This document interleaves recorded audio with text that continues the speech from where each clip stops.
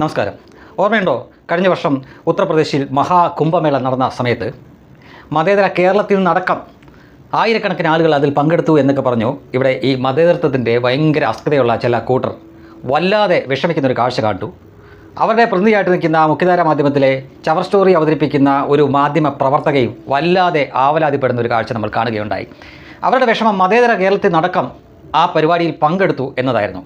പിന്നീട് അത് വലിയ വിവാദമായി. സോഷ്യൽ മീഡിയയിൽ സംഖ്യകളും മറ്റുമൊക്കെ അവരെ ഏറിൽ കയറ്റി അവസാനം ആ മാധ്യമത്തിൻ്റെ ഉടമസ്ഥൻ തന്നെ നേരിട്ട് അവരോട് വിശദീകരണം ചോദിക്കുന്ന ഒരവസ്ഥ വരെ ഉണ്ടായി. അതിനുശേഷം കുറേ കാലം അവർ നിശബ്ദയായിരുന്നു. ഇതിപ്പോൾ ഇന്ന് എന്താണ് അവസ്ഥ എന്ന് ആലോചിച്ച് നോക്കിയേ. അന്ന് കേരളത്തിൽ നിന്ന് ആയിരക്കണക്കിന് കിലോമീറ്റർ ദൂരെ ഉത്തർപ്രദേശിലാണ് മഹാകുംഭമേള നടന്നതെങ്കിൽ സമാനമായ ഒരു കാര്യം ഇന്നിപ്പോൾ മലപ്പുറത്തെ മണ്ണിൽ നടന്നുകൊണ്ടിരിക്കുകയാണ്.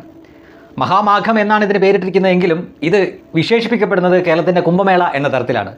പക്ഷേ അന്ന് ഉത്തർപ്രദേശിൽ നടന്ന ആ മഹാകുംഭമേളയ്ക്കെതിരെ പറഞ്ഞ ഒരു മനുഷ്യൻ പോലും ഇതിനെതിരെ ഖമ എന്നൊരു അക്ഷരം പോലും മിണ്ടുന്നില്ല. ഒരു കാൽപന്ത് കളിക്കാരുണ്ടല്ലോ, ഒരു ഫുട്ബോൾ കളിക്കാരൻ CK വിനീത് പോലും ഒരക്ഷരം ഉരിയാടുന്നില്ല. കമ്മ്യൂണിസ്റ്റുകാരൊന്നും ഒന്നും മിണ്ടുന്നില്ല. ഒരുപക്ഷെ ഏതാനും മാസങ്ങൾക്കപ്പുറം തെരഞ്ഞെടുപ്പിങ് അടുത്ത് നിൽക്കുന്നതുകൊണ്ടാവാം അവർ ഒന്നും പറയാത്തത്. പിന്നെ കേരളത്തിൻ്റെ രാഷ്ട്രീയ അന്തരീക്ഷമടക്കം, സാമൂഹിക അന്തരീക്ഷമടക്കം വ്യക്തമായി മാറിക്കഴിഞ്ഞു എന്ന സൂചന കൂടി അവർക്ക് കിട്ടിയിട്ടുണ്ട് ഇതിനകം തന്നെ. സംഗതി വളരെ ലളിതവും നിസ്സാരമാണ്. ഒരിക്കൽ നടി അനുശ്രീയോട് ഒരു മാധ്യമത്തിലെ മാധ്യമപ്രവർത്തകൻ ചോദിക്കുകയുണ്ടായി, നിങ്ങൾ RSS നടത്തുന്ന ശോഭായാത്രയിൽ പങ്കെടുക്കുമല്ലോ എന്ന്. അപ്പോൾ അനുശ്രീ വളരെ ലളിതമായിട്ടാണ് അതിന് ഉത്തരം കൊടുത്തത്. എനിക്ക് ഈ ശോഭായാത്രയിൽ പങ്കെടുക്കുന്നത് ഇഷ്ടമാണ്. കമ്മ്യൂണിസ്റ്റുകാർ നടത്താറില്ല, കോൺഗ്രസ്സുകാർ നടത്താറില്ല, ലീഗ് നടത്താറില്ല, അത് നടത്തുന്നത് സംഘികളാണ്. അതിനാൽ ഞാൻ അതിൽ പങ്കെടുക്കുന്നു. ലീഗ് നടത്തട്ടെ, ഞാൻ പങ്കെടുക്കാം. കോൺഗ്രസ് നടത്തട്ടെ, ഞാൻ പങ്കെടുക്കാം. കമ്മ്യൂണിസ്റ്റ് പാർട്ടി നടത്തട്ടെ, ഞാൻ പങ്കെടുക്കാം. സിമ്പിൾ.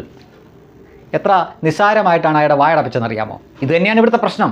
ബഹുഭൂരിപക്ഷം ഹിന്ദുവിനും അവൻ്റെ ആ ആചാര അനുഷ്ഠാനങ്ങളിൽ പങ്കെടുക്കുന്നത് വലിയ ഇഷ്ടമാണ്. അത് ഹൈന്ദവരെ സംബന്ധിച്ചിടത്തോളം അവൻ്റെ ഉത്സവങ്ങളും അവൻ്റെ മറ്റ് ആചാര അനുഷ്ഠാനങ്ങളൊക്കെ വലിയ കളർഫുള്ളാണ്. അതിൽ പങ്കെടുക്കുക, അതിൽ പങ്കുകൊള്ളുക, ആഘോഷിക്കുക, അതൊക്കെ അവനെ സംബന്ധിച്ചിടത്തോളം അല്ലെങ്കിൽ അവളെ സംബന്ധിച്ചിടത്തോളം വലിയ സന്തോഷമുളവാക്കുന്ന കാര്യമാണ്. അപ്പോൾ ആരെങ്കിലും അതിന് തയ്യാറാവണ്ടേ? ഇത് നടത്താൻ ആരെങ്കിലും തയ്യാറാവണ്ടേ?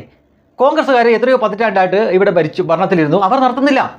അവർ നടത്തിയിരുന്നെങ്കിൽ ഇവരൊക്കെ എപ്പോഴേ അതിൽ പോയി പങ്കെടുത്തേനെ. അവർക്കായിരുന്നേനെ പിന്തുണ കിട്ടുന്നത്. അവർ നടത്തിയില്ല, പകരം സംഖ്യകൾ മുൻകൈ എടുത്തിട്ട് നടത്തുന്നു. സ്വാഭാവികമായിട്ടും അവർക്ക് പിന്തുണ കിട്ടുന്നു. അപ്പോൾ പിന്നെ മതേതരം എന്ന ലേബലിൽ, അതായത് മതേതരം എന്ന് വെച്ച് കഴിഞ്ഞാൽ ഹിന്ദു അവൻ്റെ ആചാരാനുഷ്ഠാനങ്ങളിൽ പങ്കെടുക്കാതിരിക്കുകയും മറ്റ് മതങ്ങളുടെ ആചാരാനുഷ്ഠാന സമയത്ത് അതിനെ ആദരവോടും ബഹുമാനത്തോടെയും കാണുകയും ചെയ്യുക എന്നതാണ് മതേതരം എന്ന് ഇവിടെ ആരൊക്കെയോ വല്ലാതെ അങ്ങ് തെറ്റിദ്ധരിച്ച് വെച്ചിരിക്കുകയാണെന്ന് തോന്നുന്നു. അതാണ് ഇവിടുത്തെ പ്രധാന പ്രശ്നം.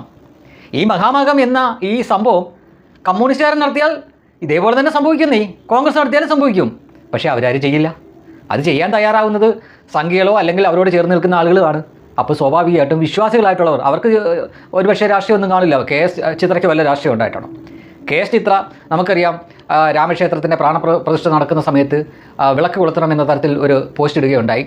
അന്ന് വലിയ രീതിയിലുള്ള അവർക്കെതിരെ ഈ സോഷ്യൽ മീഡിയ ആക്രമണം നടക്കുകയുണ്ടായി. ആ സമയത്ത് ഇത് കണ്ടിട്ട് സങ്കടം തോന്നിയിട്ടായിരിക്കാം ഗായകൻ വേണുഗോപാൽ പറയുന്നു, നമ്മുടെ ചിത്രയല്ലേ, ചിത്രചേച്ചിയല്ലേ, ഒരു തവണ ക്ഷമിച്ചുകൂടെയെന്ന്. അതിനർത്ഥം എന്നാ? ഒരിക്കൽ കൂടെ ചിത്ര ഇങ്ങനെ പറഞ്ഞു കഴിഞ്ഞാൽ ക്ഷമിക്കണ്ട എന്നാണോ വേണുഗോപാൽ ഉദ്ദേശിച്ചത്? അപ്പോൾ ഈ സഹിഷ്ണുത മൂത്ത് ഏതറ്റം വരെ നിൽക്കുന്നു എന്ന് നോക്കുക. ഇത്രയും സഹിഷ്ണുതയുടെ ആവശ്യമില്ല. കാരണം മതേതരം ഇങ്ങനെ ബാലൻസ് ചെയ്ത് നിർത്തേണ്ട ബാധ്യതയൊന്നും ഇവിടുത്തെ ഹൈന്ദവനില്ല. മനസ്സിലായോ?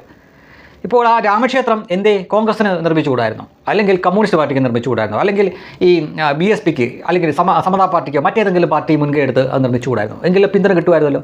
അവരാരും അതിന് മുതിർന്നില്ല. വിശ്വാസികളെ സംബന്ധിച്ചിടത്തോളം ആരത് നിർമ്മിച്ചു തരുന്നു എന്നല്ല അവർ നോക്കുന്നത്. അതവിടെ നിർമ്മിക്കപ്പെട്ടിരിക്കുന്നു. തങ്ങളുടെ വിശ്വാസമനുസരിച്ച് തങ്ങളുടെ രാംലല്ല അവിടെ പ്രതിഷ്ഠിക്കപ്പെട്ടിരിക്കുന്നു. അതിലാണ് അവർ നോക്കുന്നത്. സ്വാഭാവികമായിട്ടും അത് ചെയ്ത ആൾക്കാരോട് അവർക്ക് ഒരു ഇഷ്ടം തോന്നും. അതിനെ വിമർശിച്ചിട്ട് കാര്യമില്ല. നിങ്ങളുടെ മുന്നിലും പതിറ്റാണ്ടുകളോളം അവസരമുണ്ടായിരുന്നല്ലോ. ഇവിടെ ഇപ്പോൾ മഹാമാഘം നടത്താനും അവസരമുണ്ടായിരുന്നല്ലോ, ചെയ്തില്ലല്ലോ.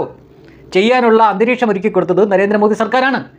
അതിനാൽ സ്വാഭാവികമായിട്ടും ഹിന്ദുവിന് അവൻ്റെ ആചാര അനുഷ്ഠാനങ്ങളിൽ പങ്കെടുക്കേണ്ടി വരുമ്പോൾ, അതിനുള്ള അവസരവും ഭാഗ്യവും അവന് ഉണ്ടാവുമ്പോൾ, ആ അവസരം ഒരുക്കി കൊടുത്തവരെ അവർ നന്ദിയോടെ സ്മരിക്കും. അതിന് നിങ്ങൾ കുരുപൊട്ടിയിട്ട് ഒരു കാര്യമില്ല. കവർ സ്റ്റോറിക്കാരിയോടും കൂടിയാണ് പറയുന്നത്. അന്ന് മതേതര കേരളത്തിൽ നിന്ന് ആയിരക്കണക്കിന് ആളുകൾ കുംഭമേളയ്ക്ക് പങ്കെടുത്തു എന്ന രീതിയിൽ നിങ്ങൾ വല്ലാതെ കുണ്ഠിതപ്പെടുന്ന ഒരു കാഴ്ച കാണുകയുണ്ടായി.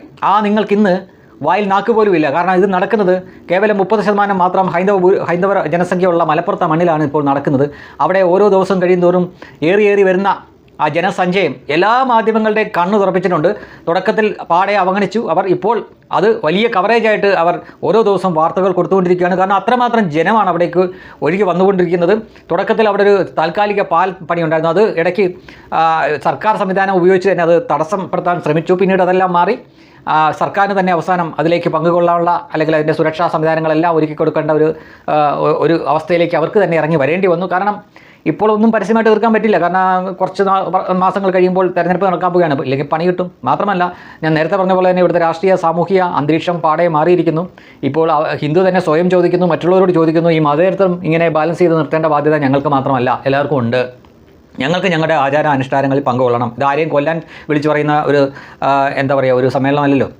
വാളെടുത്ത് വെട്ടാനോ കൊല്ലാനോ ഒന്നും പറയുന്ന സമ്മേളനമല്ലല്ലോ. അവനവൻ്റെ മന്ത്രോച്ചാരണവും ഈ നിളാരതി പോലുള്ള നദികളെ പോലും പവിത്രമായിട്ട് കാണുന്ന ഹൈന്ദവൻ്റെ ഒരു ആചാരം അനുഷ്ഠാനം അങ്ങനെയാണ് ചെയ്യുന്നത്. സകല ജീവജാലങ്ങളിലും സകല തൂണിലും തുരുമ്പിലും ദൈവാംശമുണ്ടെന്ന് വിശ്വസിക്കുന്നവനാണ് ഹൈന്ദവൻ.